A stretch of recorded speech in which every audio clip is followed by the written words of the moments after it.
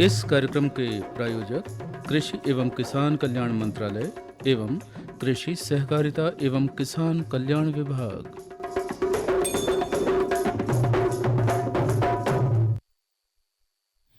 कार्यक्रम किसान वाणी सुन रहे सभी किसान भाइयों बहनों और कार्यक्रम से जुड़े हमारे सभी श्रोताओं को रीता नामदेव और मोनिका पटेल की राम राम राम। राम। सभी का स्वागत है आज की चौपाल में। हुआ नहीं है अभी सवेरा, पूरब की लाली पहचान, चिड़ियों के जगने से पहले खाट छोड़ उठ गया किसान।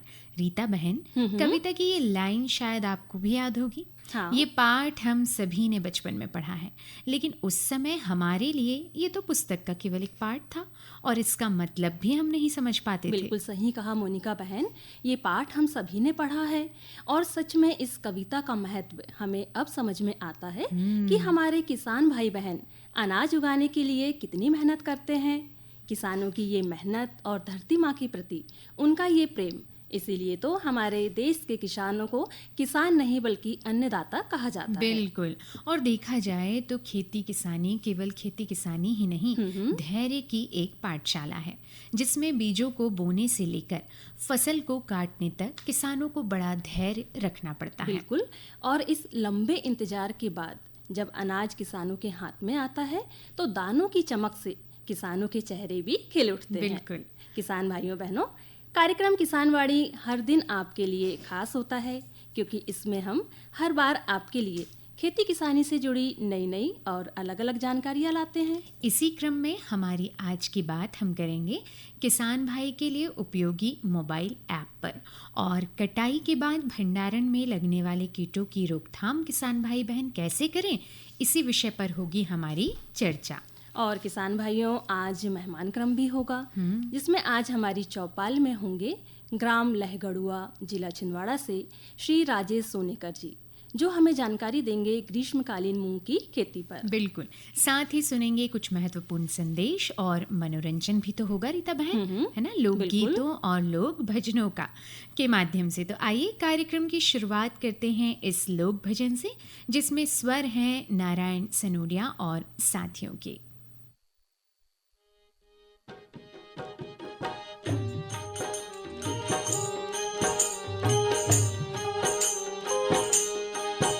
चरण गुरु वंदन करो रे, वंदन करो रे, जिनकी कृपा से मिल है सीता राम रे। चरण गुरु हो, चरण गुरु वंदन करो, वंदन करो रे, जिनकी कृपा से मिले सीता राम रे। चरण गुरु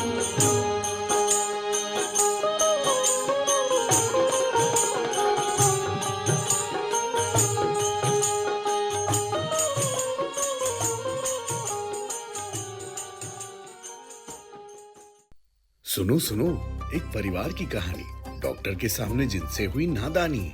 तुम रिपोर्ट्स लाई हो ना? नहीं, मुझे लगा तुम लाए हो। तुम हो ही भुलक्कड़। भूल बस इतनी है कि तुमसे शादी कर ली। लड़िए मत, जानिए आभा के बारे में। आभा? जी हाँ, मोदी सरकार की डिजिटल पहल, जिसके तहत अब तक 86 करोड़ से अधिक नागरिक बनवा चुके हैं आभा, यानी आयुष्मान भारत हेल्थ अकाउंट, जहां आप अपने मेडिकल रिकॉर्ड सुरक्षित रख सकते हैं और जब चाहें और जहां चाहें ये रिपोर्ट्स दिखा सकते हैं। आभा, सेहत के सफर में आपका हम सफर। आज ही आभा ऐप डाउनलोड करें या डायल करें 14477। इस महत्वपूर्ण संदेश के बाद एक बार फिर से सभी किसान भाई बहनों का स्वागत है कार्यक्रम किसान वाणी की चौपाल में। और चलिए अब करते हैं हमारी आज की बात किसान भाई बहन के लिए उपयोगी मोबाइल ऐप इस विषय पर। श्रोताओं, हम सब जानते हैं कि पहले के समय में बड़े ही साधारण और पारंपरिक तरीकों से खेती होती थी। भैया ना तो कोई मशीनें होती थी, ना यंत्र, और ना ही मौसम से जुड़ा कोई पूर्व अनुमान हमारे पास होता था। बिल्कुल, हमारे बड़े बुजुर्ग पुरानी कहावतों और अपने अनुमान से ही कई चीज़ें तय कर लेते थे। लेकिन अब समय और जलवायु दोनों पहले जैसे नहीं रहे। महंगाई के इस समय में बीज, खाद, उर्वरक सब महंगे होते जा रहे हैं। ऐसे में अब केवल अनुमान के आधार पर खेती नहीं की जा सकती। बिल्कुल मोनिका बहन, अब तो किसानों को खेती किसानी और मौसम से जुड़ी सटीक जानकारी देने वाला एक सच्चा मित्र, सच्चा सलाहकार चाहिए, जिससे वे पहले से हर चीज के लिए सतर्क रहें।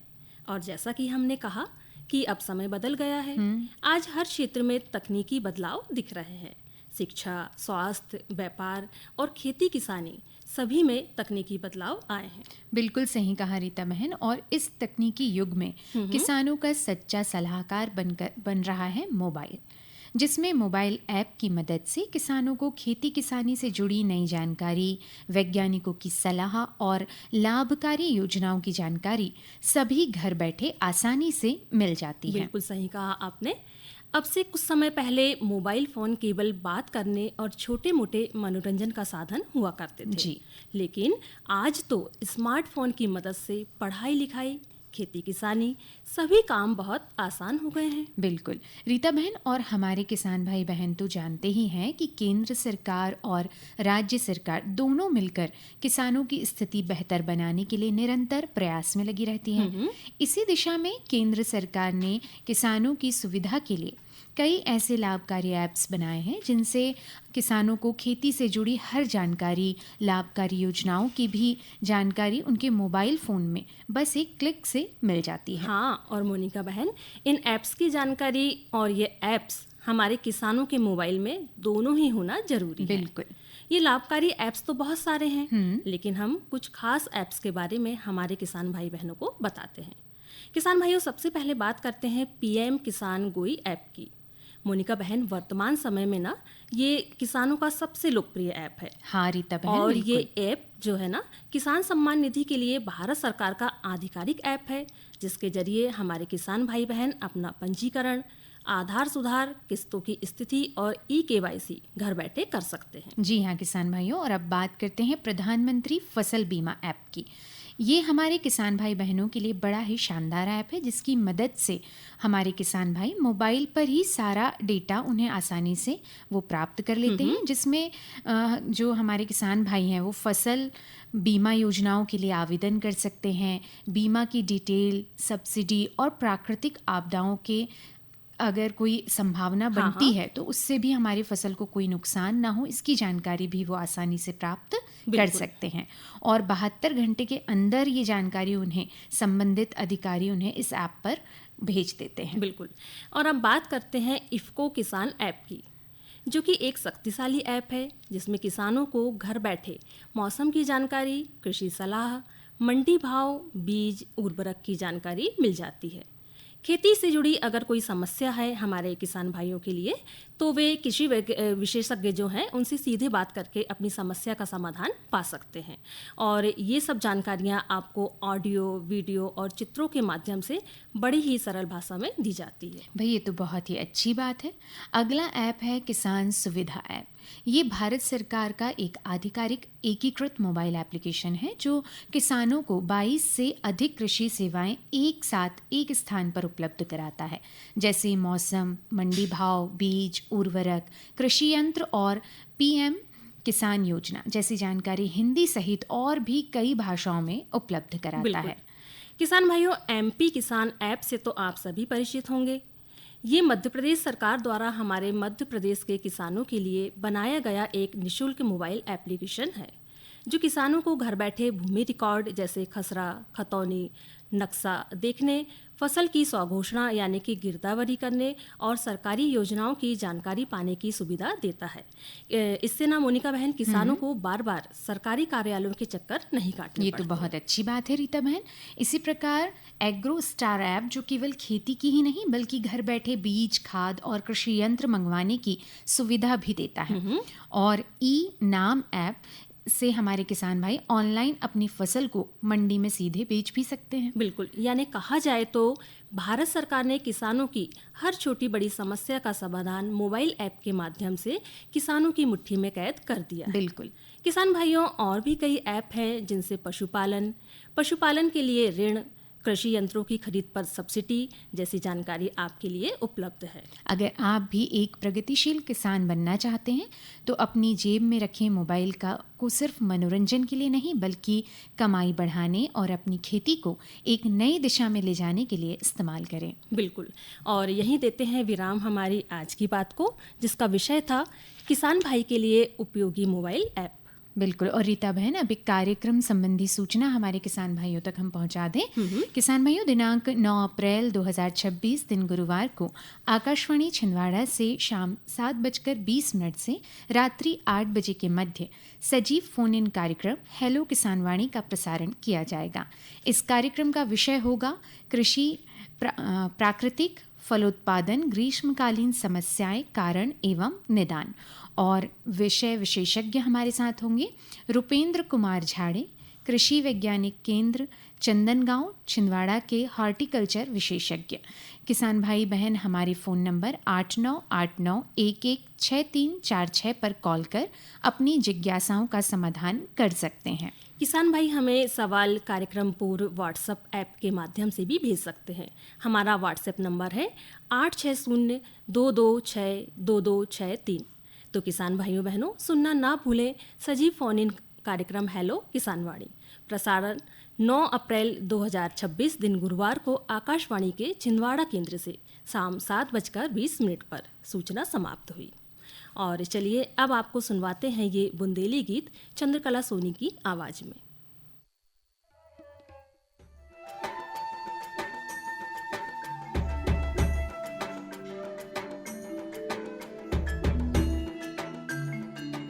मैंने 2015-16 से ऑयल पाम की खेती की है और इससे पर्यावरण को कुछ नुकसान है ही नहीं। और इनका जो पेड़ पौधा होता है इनसे हम मल्चिंग भी यूज करते हैं और इनका यूज से हम काफ़ी सारा ज़मीन में नमी लेते हैं। और इनके अंदर इंटरक्रॉप जो है, जो कपास वगैरह लगाते हैं तो हम डबल गुनाई लेते हैं और अच्छा रहता है। ऑयल पाम का खेती में दान और गन्ने से कम पानी लगता है। इसमें गवर्नमेंट का तरफ से ड्रिप सिंचाई के लिए पैसा भी दिया जाता है। ऑयल पाम की खेती के लिए मुझे सरकार ने पौधे सीडलिंग देते हैं। वो जब बड़ा हो जाता है, जो फल जो देता है, हर महीने सरकार उसी फल खरीदने के लिए एक रेट बना के देते हैं। वही रेट पे कंपनी खरीद लेते हैं। मैं काट के इकट्ठा कर देता हूँ, कंपनी उठा के ले जाते हैं।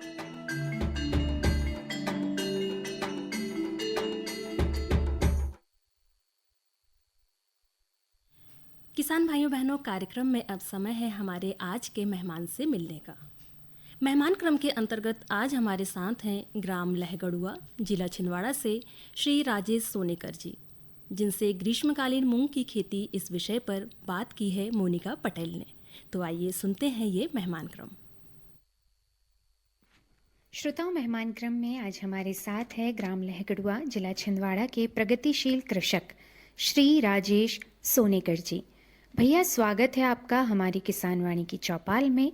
आपको हमारी और हमारे सभी किसान भाइयों की ओर से राम राम। मेरी ओर से भी सभी किसान भाइयों को राम राम। भैया, खेती किसानी के कार्य से आप लगभग कितने वर्षों से जुड़े हुए हैं?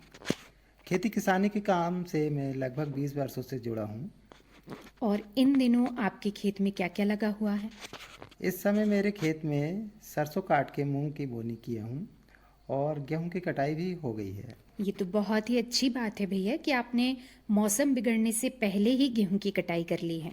जी हाँ, मोबाइल ऐप पर मैं मौसम की जानकारी प्राप्त कर लेता हूँ, फिर अपनी खेती का काम भी समय समय पर कर लेता हूँ। अरे वाह भैया, पूर्णतः जागरूक किसान आज हमारी किसानवाणी की चौपाल में है। भैया, जैसे कि आज हम ग्रीष्मकालीन मूंग की खेती पर चर्चा कर रहे हैं, तो सबसे पहले हमें ये बताइए कि मूंग की बुआई से पूर्व आप खेत की तैयारी कैसे करते हैं? खेत की तैयारी पहले मैं 2 कल्टीवेटर चलाने के बाद फिर रोटोवेटर से नरवाई और मिट्टी को भुरभुरा कर लेता हूँ। उसके बाद बिजाई सीडिल के माध्यम से कर लेता हूँ। भैया, ग्रीष्मकालीन मूंग की बुआई का सही समय कौन सा माना जाता है? मूंग की बोनी का सही समय होली से एक पखवाड़ा बाद अच्छा माना जाता है। इससे समय पर मूंग की फसल की कटाई भी हो जाती है और बरसात की फसल भी समय पर बोनी हो जाती है। अच्छे उत्पादन की नींव होती है उन्नत बीज। भैया आप कौन से बीजों का चयन करते हैं बुआई के लिए? मैं अच्छे उत्पादन के लिए बाजार में उपलब्ध संकर किस्मों का बीजों का चुनाव कर लेता हूँ, जिससे पैदावार भी अच्छी होती है और मूंग की गुणवत्ता भी बनी रहती है। बिल्कुल। अब बात आती है बीजों की मात्रा की, तो प्रति एकड़ लगभग कितने बीजों की आवश्यकता होती है? मूंग बीज की मात्रा बीज बोने के तरीके पर निर्भर करती है। फिर अनुमानित 6 से 8 किलो प्रति एकड़ लगती है मूंग। और मूंग की फसल कौन सी मिट्टी में अच्छी उपज देती है? मूंग की फसल तो सामान्यतः सभी प्रकार की मिट्टी में हो जाती है, लेकिन काली दोमट मिट्टी अच्छी मानी जाती है। अच्छा भैया, मूंग की बुआई के कौन कौन से तरीके प्रायः देखे जाते हैं और आप कौन से तरीके से बीज की बुआई करते हैं? बीज बोने की सभी किसानों के अपने अपने तरीके होते हैं, जैसे कि छिड़का विधि, सीडिल, ढकेला आदि। पर मैं सीडिल के द्वारा बोनी करता हूँ, जिससे समान मात्रा में खाद बीज जमीन में चले जाते हैं और गहराई में जाने से नमी में जड़ रहती है। बिल्कुल। और भैया आपने अभी जिक्र किया खाद का। मूंग की फसल में खाद उर्वरक की आवश्यकता कब कब होती है? सामान्यतः मूंग की फसल में खाद की आवश्यकता कम होती है, लेकिन हम अच्छा उत्पादन लेने के लिए डीएपी या एनपीके खाद मिलाकर बोनी करते हैं और फल फूल की अवस्था में यूरिया का छिड़काव करते हैं। बिल्कुल भैया, फसल में खरपतवार की समस्या एक आम समस्या है। ऐसे में खरपतवार के निपटारण के लिए आप क्या करते हैं? मूंग की फसल में ग्रीष्मकाल में खरपतवार कम होते हैं, फिर भी हम निंदाई गुड़ाई करते हैं और समय समय पर नींदनाशक का भी प्रयोग कर लेते हैं। वैसे तो मूंग की खेती बरसाती मौसम में भी की जाती है, तो क्या खासा अंतर देखने को मिलता है बरसाती मूंग और ग्रीष्मकालीन मूंग में? ग्रीष्मकालीन मूंग की फसल में खरपतवार कीटों का प्रकोप बहुत कम होता है और ग्रीष्मकाल में हम सिर्फ मूंग लगाते हैं, जिससे किसान भाइयों का पूरा ध्यान मूंग की फसल पर रहता है। इससे मूंग की गुणवत्ता और उत्पादन बारिश की तुलना में अधिक होता है। मतलब हमारे किसान भाई यदि बरसात की अपेक्षा गर्मी में मूंग की खेती करें तो वे अधिक उत्पादन और लाभ इससे प्राप्त कर सकते हैं। भैया वैसे तो बरसाती फसलों में कीटों का प्रकोप अधिक होता है, पर क्या ग्रीष्मकालीन फसल में भी रोगों कीटों का प्रकोप देखा जाता है? जी हाँ, ग्रीष्मकाल में भी मूंग की फसल में पत्ती छेदक, तना छेदक कीटों का प्रकोप देखा जाता है, जिसके लिए हम कीटनाशकों का भी प्रयोग करते हैं। भैया ग्रीष्मकालीन फसल मूलतः सिंचाई पर निर्भर करती है, तो हम जानना चाहेंगे कि सिंचाई की क्या व्यवस्था आपने बना रखी है अपने खेत में? सिंचाई के लिए मेरे खेत में कुआं है और मैं स्प्रिंकलर के माध्यम से सिंचाई करता हूं और सिंचाई ज़्यादातर मैं शाम के 6 बजे के बाद करता हूं, ताकि खेत में नमी बनी रहती है और 8-10 दिन में एक बार सिंचाई करता हूं। भैया मूंग आपने कितने एकड़ में लगाई है और लगभग कितना उत्पादन आप 1 एकड़ में प्राप्त कर लेते हैं? मैंने लगभग 2 एकड़ में मूंग लगाई है। मैं 6 से 8 कुंटल प्रति एकड़ का उत्पादन लेता हूं। जी भैया, मूंग की कटाई के लिए आप कौन सा तरीका अपनाते हैं? मूंग की फसल की कटाई के लिए समय पर हार्वेस्टर मिल जाता है तो मैं उससे कटाई करवा लेता हूं, और नहीं मिलने पर लेबर द्वारा हाथ से कटाई करवाकर मशीन से घानी कर लेता हूं। अच्छा, और फसल की घाई के बाद आप तुरंत उसे बेच देते हैं या फिर कुछ समय के लिए भंडारित करते हैं? मूंग घानी के बाद हम मूंग को अच्छी धूप दिखाते हैं और फिर भंडारित करते हैं। फिर अच्छा भाव आने पर ही मूंग बेचते हैं। अच्छा, और भैया अंत में हमारे किसान भाइयों को आप कोई सलाह हमारे कार्यक्रम के माध्यम से देना चाहेंगे? मैं किसान भाइयों को यही सलाह देना चाहूँगा कि ग्रीष्मकाल में मूंग की खेती अवश्य करें। इससे अच्छी आमदनी तो प्राप्त होगी ही, साथ ही साथ घर के पशुओं के लिए हरा भूसा भी प्राप्त हो जाता है, और जो पशुओं के लिए लाभकारी होता है। बिल्कुल, ये तो बहुत ही अच्छी सलाह आपने दे दी हमारे किसान भाइयों को। और भैया, आप हमारी चौपाल में आए, इतनी अच्छी जानकारी ग्रीष्मकालीन मूंग की फसल पर आपने हमारे किसान भाइयों को दी, इसके लिए आपका बहुत बहुत धन्यवाद। जी धन्यवाद। रीता बहन, मेहमान क्रम के बाद एक विशेष सूचना हमारे किसान भाइयों के लिए पुनः हमारे पास है। हाँ। किसान मेले से जुड़ी ये सूचना है। हाँ। माननीय कृषि एवं किसान कल्याण मंत्री जी के बाइट हेतु विस्तृत नोट है ना। अत्यंत हर्ष और गर्व का अनुभव हो रहा है कि 11 से 13 अप्रैल 2026 के दौरान मध्य प्रदेश के रायसेन स्थित दशहरा मैदान में कृषि महोत्सव, प्रदर्शनी एवं प्रशिक्षण कार्यक्रम का भव्य आयोजन किया जा रहा है। यह महोत्सव केवल एक आयोजन नहीं, बल्कि हमारे देश के लाखों करोड़ों अन्नदाताओं, किसानों के लिए ज्ञान और नवाचार का आदान प्रदान करने के लिए एक सशक्त मंच है, जहां परंपरागत खेती और आधुनिक तकनीक का समन्वय प्रत्यक्ष रूप से देखने का सौभाग्य प्राप्त होगा। आज के बदलते जलवायु में कृषि क्षेत्र में नवीन तकनीकों, वैज्ञानिक सोच और टिकाऊ खेती को अपनाना अत्यंत आवश्यक है। बिल्कुल।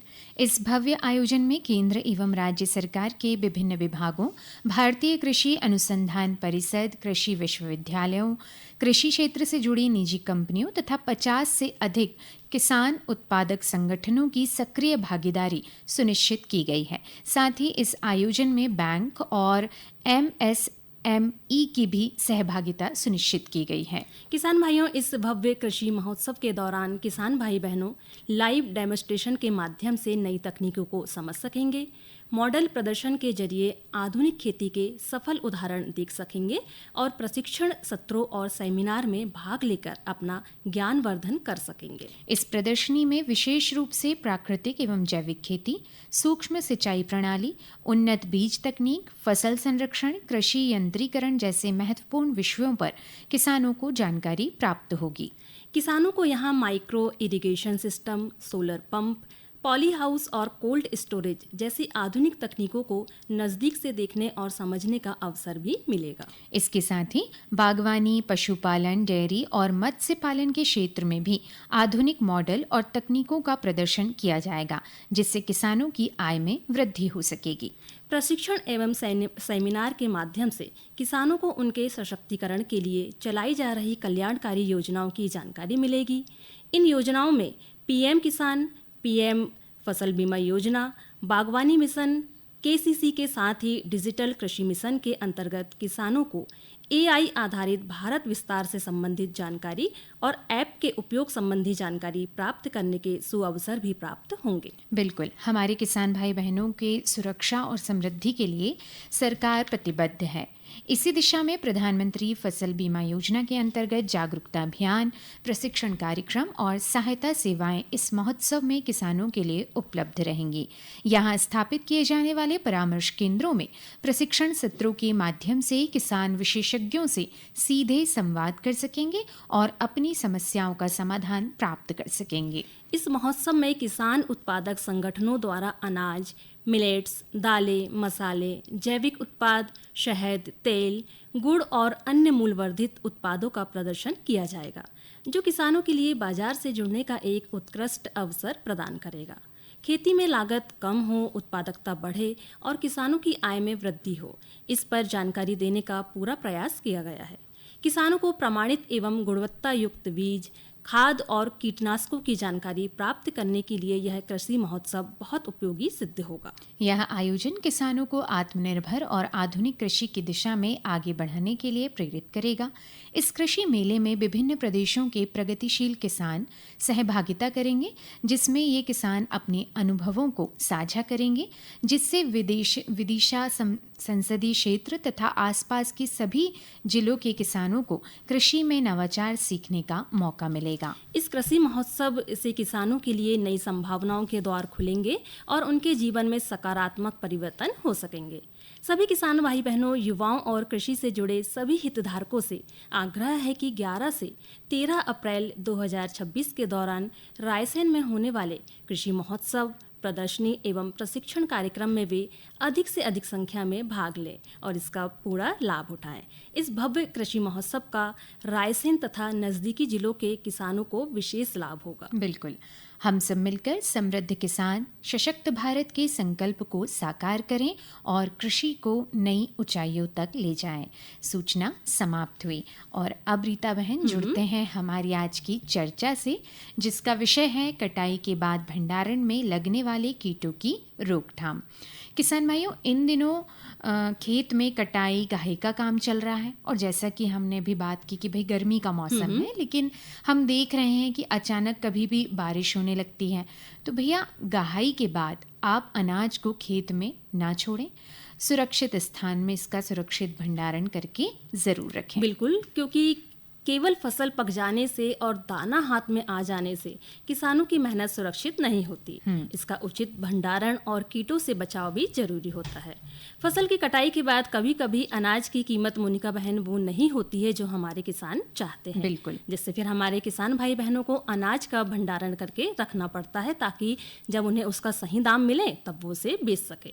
लेकिन अनाज भंडारित करके रखना भी एक कठिन और चुनौतीपूर्ण कार्य होता है रीता बहन, क्योंकि भंडार कक्ष में, गोदामों में यदि अनाज का भंडारण सही तरीके से ना हो तो अनाज में घुन, खरपा, भ्रंग, सुंडी, इल्लियां और दाल के कीड़े लगकर अनाज को अंदर से खोखला कर देते हैं और अनाज में नमी बढ़ाते हैं, जिससे फफूंद लगने का डर भी बना रहता है। हाँ मोनिका बहन, और रखे अनाज को चूहे भी तो बड़ा नुकसान पहुंचाते हैं ना। हाँ। इसके अलावा कुछ असावधानियां, जैसे अनाज में जरूरत से ज्यादा नमी होना, भंडार कक्ष का बोरों का साफ सुथरा ना होना भी अनाज खराब होने का एक बड़ा कारण होता है। और अभी तो सभी किसान भाई बहन अनाज के भंडारण में जुटे हुए हैं, तो चलिए उन्हें कुछ ऐसी सावधानियां, सुरक्षा के उपाय बता दें जिनसे उनके भंडारित अनाज में कीट वगैरह ना लगे और अनाज लंबे समय तक सुरक्षित भी रह सके। बिल्कुल किसान भाइयों, अनाज में कीट लगने का सिलसिला फसल की कटाई के समय से ही शुरू हो जाता है, क्योंकि कुछ कीट खेत में ही पके अनाज पर दाने,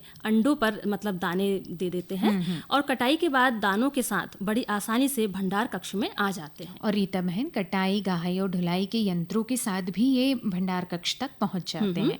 ऐसे में हमारे किसान भाई बहनों को क्या करना चाहिए? तो भैया हम उन्हें बता दें कि भंडारण से पहले अनाज को 2 से 3 दिन तक धूप में अच्छी तरह से सुखा लें, जब तक कि दानों में 10 से 12% तक नमी ना रह जाए। उसके बाद ही वो उसका भंडारण करें।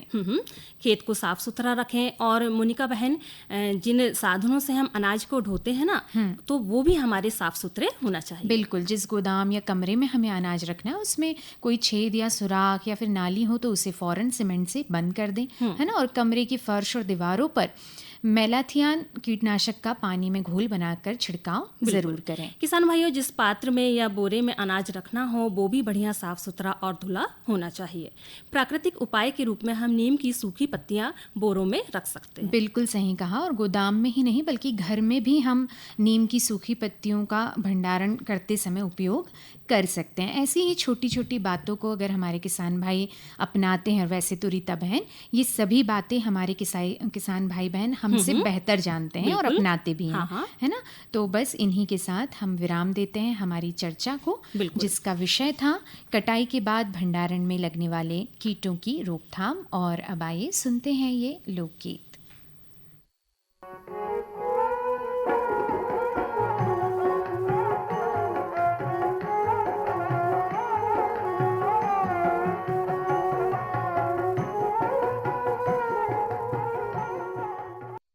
देशराज पटेरिया की आवाज़ में हम सुन रहे थे ये बुंदेली लोकगीत। और अब समय हो गया है आप सभी से विदा लेने का, तो स्वीकार करें रीता बहन और मोनिका बहन की राम राम, जय जवान, जय किसान।